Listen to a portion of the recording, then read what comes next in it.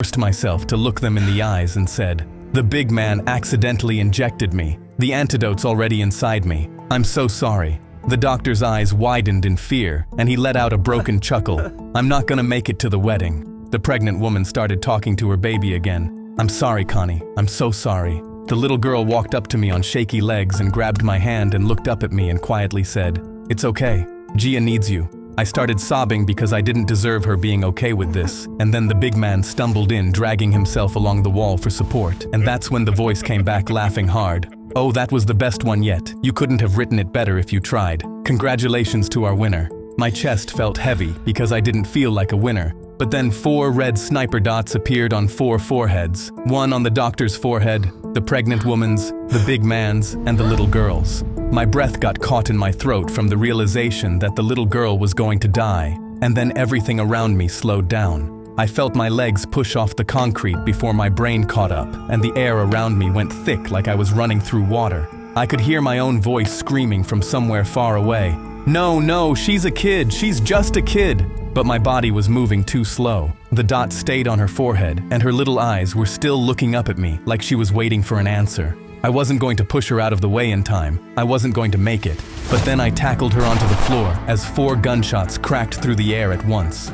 The doctor, the pregnant woman, and the big man's bodies dropped to the concrete floor, but I could hear the little girl breathing. I felt the air rush back into my lungs and I sobbed, "You're okay. Oh my God, you're okay. You're okay." But then she coughed again, and blood landed on me, and my face went pale because I forgot about the poison. Her little body started going limp in my arms, and I quickly sat down on the floor and cradled her in my lap. Hey, stay with me, okay? You're okay. Just stay with me." She looked up at me with her tired eyes and quietly said, "Can you tell me a bedtime story? My mommy tells me one whenever I'm scared." I was so devastated I couldn't find the words, but if this was Gia's, I mean the little girl's last request, I had to try. So I took a shaky breath and said, "Once upon a time there was a brave little princess, and she lived in a castle with her stuffed bunny, and her bunny would protect her from any monsters that tried to get her." She smiled with blood on her teeth, and I had to bite the inside of my cheek so I wouldn't break down in front of her. She said, "Just like me and my bunny." I nodded and stared up at the ceiling because I was barely holding myself together. "Yeah, just like you and your bunny, and the princess was never scared because her bunny protected her, right?"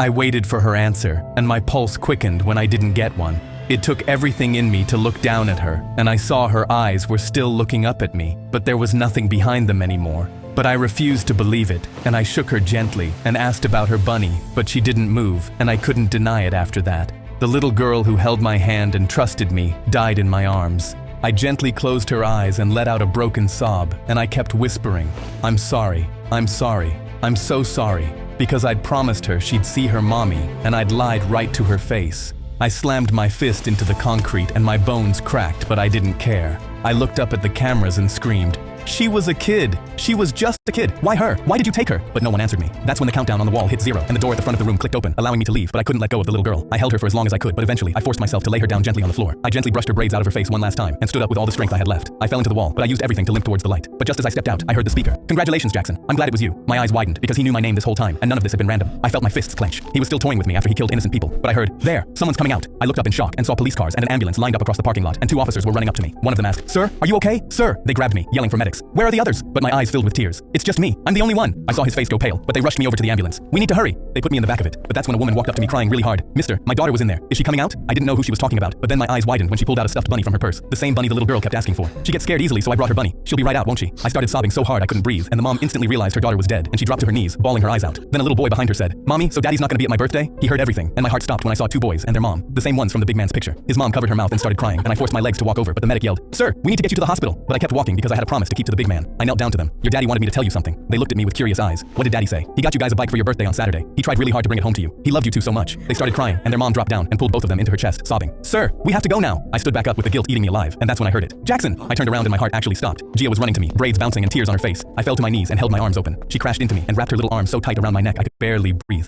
But when I saw the smudged purple flower on my hand, I sobbed harder because I'd made it home and she was going to draw me a new one tomorrow. Jackson, I thought I lost you. Please, please, please don't leave me ever again. I'm here, Gia. I'm not going anywhere. I promise. After a while, I pulled back and looked at her face, and her braids were a mess, but it was her, my baby sister. I shakily whispered, "Let's go home," and grabbed her tiny hand, and we walked to the ambulance together. But as we climbed inside, I saw the big man's family and little girl's mom sobbing, squeezing her bunny. I realized I had survived the game, but I would never survive